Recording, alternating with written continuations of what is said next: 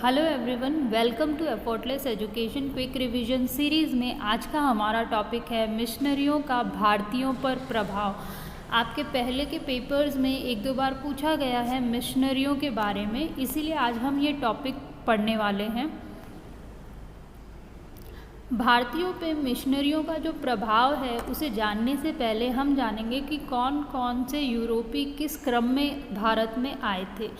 तो पहले तो आए थे पोर्चुगीज़ या फिर कह सकते हैं पुर्तगाली, डच, फिर अंग्रेज़ आए और उसके बाद डेन और सबसे लास्ट में फ्रांसीसी आए थे भारत में। इन सभी का बहुत ज़्यादा प्रभाव है हमारी शिक्षा पे। एक्चुअल में जो हमारी आधुनिक शिक्षा स्टार्ट हुई थी वो मिशनरियों के द्वारा ही स्टार्ट की गई थी, उसका जन्म मिशनरियों द्वारा हुआ था।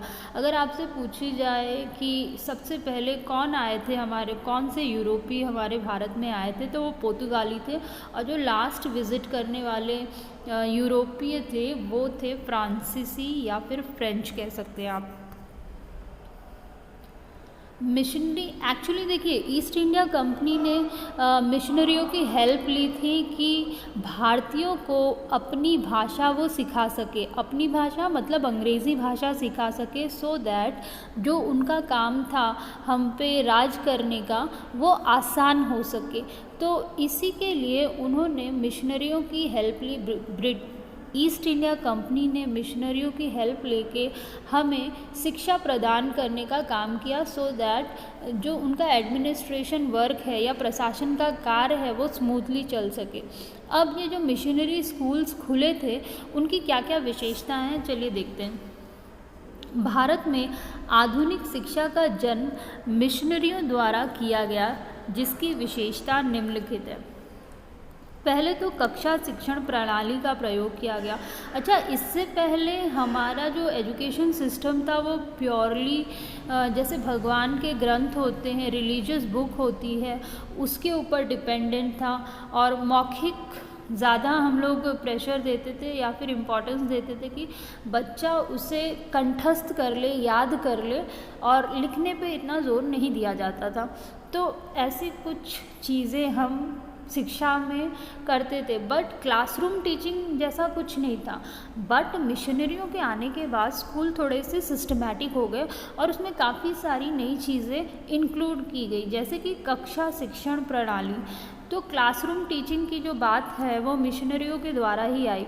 आधुनिक शिक्षण विधियों का प्रयोग, तो पहले जो गुरुकुल में शिक्षा दी जाती थी वो इतनी ज़्यादा डेवलप नहीं थी, बट जो मॉडर्न टीचिंग टेक्नोलॉजी है या मॉडर्न टीचिंग मेथड्स जो हैं वो किसके द्वारा लाए गए? मिशनरियों द्वारा लाए गए। प्राथमिक विद्यालयों में भारतीय भाषा में शिक्षण कार्य, जो मिशनरी स्कूल थे उन्होंने प्राथमिक शिक्षा में भारतीय भाषा ही रखी बच्चों को सिखाने के लिए। ईसाई धर्म का शिक्षा अनिवार्य, तो ईसाई धर्म को उन्होंने कंपलसरी रखा था। अगर आप स्कूल में पढ़ रहे हैं तो आपको ईसाई धर्म पढ़ना होगा अनिवार्य रूप से। एक्चुअली में ये जो शिक्षा का या स्कूल उन्होंने जो चलाए थे उनका अपना मोटिव था कि अपने धर्म का प्रचार प्रसार करें। ईस्ट इंडिया कंपनी चाहती थी कि भारतीय हमारी भाषा सीख जाए और हमें शासन करने में आसानी हो, तो था तो उनका अपना स्वार्थ हमें पढ़ाने में, बट हमारा भी फ़ायदा हुआ क्योंकि कुछ आधुनिक चीज़ें हमें सीखने को मिली। बच्चों को दी जाने वाली पुस्तकें व लेखन सामग्री निःशुल्क प्रदान की जाए। उन लोग फ्री में देते थे जो भी बुक्स हैं ये, सो दैट बच्चे आए और पढ़ें। विद्यालय का समय व शिक्षण कार्य निश्चित समय सारणी के अनुसार, सब कुछ बहुत सिस्टमैटिकली था। जो भी शिक्षण कार्य होता था वो समय सारणी के अनुसार होता था। व्यापक पाठ्यक्रम, तो पाठ्यक्रम सिर्फ रिलीजियस बुक तक ही सीमित नहीं था, उसमें हिस्ट्री भी था, साइंस भी था, ज्योग्राफी भी था। तो काफ़ी व्यापक पाठ्यक्रम था जो कि पहले नहीं था। इनके आने से पहले हमारा जो पाठ्यक्रम था वो काफ़ी संकुचित था। प्रशिक्षित शिक्षकों की नियुक्ति, हर सब्जेक्ट के लिए अलग प्रशिक्षित शिक्षक अपॉइंट किए गए थे, सो दैट बच्चों को अच्छी नॉलेज मिल सके। सभी छात्रों को अंग्रेज़ी पढ़ना अनिवार्य। तो ईस्ट इंडिया कंपनी का मोटिव ही यही था स्कूल चलाने के लिए कि भारतीयों को हमारी भाषा आ सके, इसीलिए उन्होंने अंग्रेज़ी पढ़ना अनिवार्य कर दिया था। प्रत्येक रविवार को विद्यालय में अवकाश, संडे को हॉलीडे रहता था, क्योंकि देखो वैसे भी जो क्रिश्चियंस होते हैं उनको संडे को चर्च में जाना होता है, तो उनका जो पर्सनल मोटिव था संडे हॉलीडे फिक्स करने का भी कि वो चर्च जा सके। ठीक है। मिशनरियों का भारतीयों पर सकारात्मक प्रभाव। अब देखिए, मिशनरी आए, उन्होंने काफ़ी सारे स्कूल्स खोले, हमें शिक्षा प्रदान की, आधुनिक शिक्षा।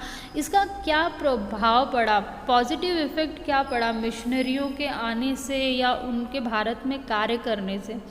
पहला तो भारत में ईसाई मिशनरियों की गतिविधियों में आम तौर पर उच्च गुणवत्ता वाले स्कूलों की स्थापना शामिल थी। तो अगर एक पॉजिटिव पॉइंट पूछा जाए, ईसाई मिशनरियों का क्या सकारात्मक प्रभाव पड़ा, हमें क्वालिटी एजुकेशन मिलने लगी। साथ ही साथ स्कूलों में प्रिंटिंग प्रेस आए जो सभी प्रकार के साहित्य के प्रसार में सहायक थे। इसके अलावा प्रिंटिंग प्रेस भी इनके द्वारा आए और जिसकी वजह से हमारे जो साहित्य हैं उनको प्रिंट किया जा सका, उनका संग्रह या फिर कह सकते हैं संरक्षण करने में आसानी होने लगी, क्योंकि प्रिंटिंग प्रेस आ गए थे इनके द्वारा। वास्तव में शुरुआती विदेशी मिशनरी अंग्रेज़ी और आधुनिक मौखिक शिक्षा का नेतृत्व करने के लिए जिम्मेदार थे। स्टार्टिंग में जैसे कि हमारे गुरुकुल में भी ज़्यादातर मौखिक शिक्षा ही की जाती थी, वैसे ही शुरुआती दौर में विदेशी जो मिशनरीज थे वो भी मौखिक शिक्षा का ही नेतृत्व कर रहे थे। बाद में प्रिंटिंग प्रेस आया और रिटर्न वर्क या प्रिंटेड वर्क पर भी जोर दिया गया। पाठ्य पुस्तकों, शब्दकोशों और व्याकरणों के उत्पादन के लिए और शैक्षिक उन्नति के लिए भारत हमेशा मिशनरियों का ऋणी रहेगा। तो जो टेक्स्ट बुक आई या फिर डिक्शनरी कह लो, ग्रामर आया, ये सब किसके द्वारा आया? मिशनरियों के द्वारा। जो शैक्षिक उन्नति हुई वो भी मिशनरियों के द्वारा ही आई। हमारे यहाँ पे जो भी डेवलपमेंट हुआ या फिर कह लो आधुनिक शिक्षा आई, वो मिशनरियों के द्वारा आई है। शैक्षिक सुधार मिशनरियों द्वारा भारतीयों में एकीकृत भावना जागृत हुई वे एकजुट राष्ट्र के रूप में लड़ने के लिए एक साथ आए। जो शैक्षिक सुधार किए गए मिशनरियों के द्वारा, तो थोड़ा सा जो हमारा भारतीय थे जो बिखरे हुए थे उनमें चेतना आई या फिर उनको खुद को लगा कि हमें एकजुट होकर खड़ा होना है। फिर जो हमने लड़ाइयाँ लड़ी उसका कहीं ना कहीं इफ़ेक्ट हमें जो मिला या फिर जो हिम्मत मिली या फिर जो भी हमें दिमाग आया वो मिशनरियों के द्वारा आया, क्योंकि उन्होंने हमें शिक्षा प्रदान की। आदिवासियों के जीवन स्तर में वृद्धि हुई और वे मिशनरियों की सहायता से जीवन यापन करने में सक्षम थे।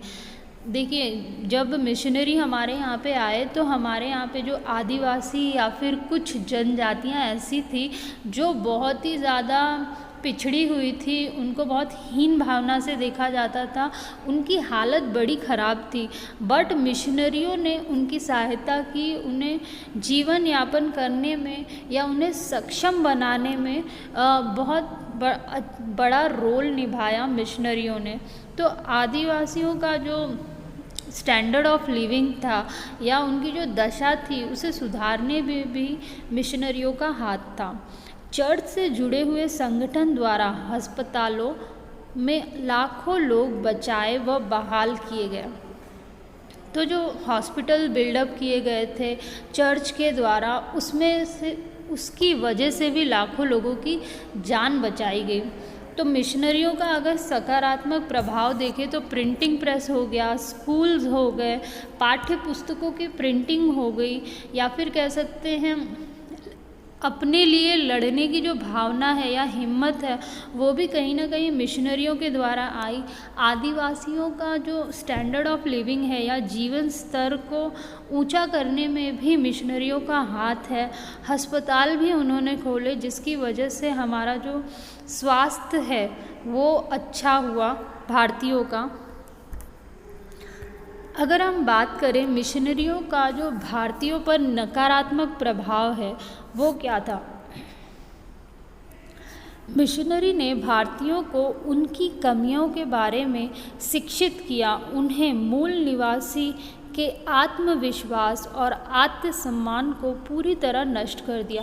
एक्चुअली जो मिशनरी स्कूल्स थे वहाँ पर देखा जाए तो हमारे खिलाफ़ काफ़ी कुछ चीज़ें पढ़ाई जाती थी या भारतीयों के बारे में उल्टा सीधा चीज़ें बच्चों के दिमाग में भरी जाती थी, हमारी कमियां गिनाई जाती थी, जिसकी वजह से जो आत्मविश्वास है बच्चे का या आत्मसम्मान है उसे पूरी तरीके से नष्ट कर दिया जाता था। बच्चा अपने ही कल्चर को बड़ी हीन भावना से देखने लगता था।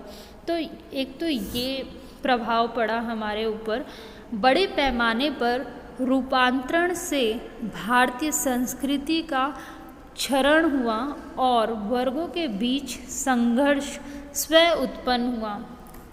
बहुत सारे लोग कन्वर्ट होने लगे क्रिश्चियनिटी में और जिसकी वजह से भारतीय संस्कृति जो थी या फिर हमारा जो इंडियन कल्चर था उसको बहुत ही ज़्यादा डिग्रेड हो गया, क्षरण हुआ उसका, क्योंकि काफ़ी जन कन्वर्ट हो रहे थे क्रिश्चियनिटी में, उसमें बड़ा फ़ायदा है, वो कल्चर ज़्यादा अच्छा है, ऐसा लोगों में भावना आने लगी थी।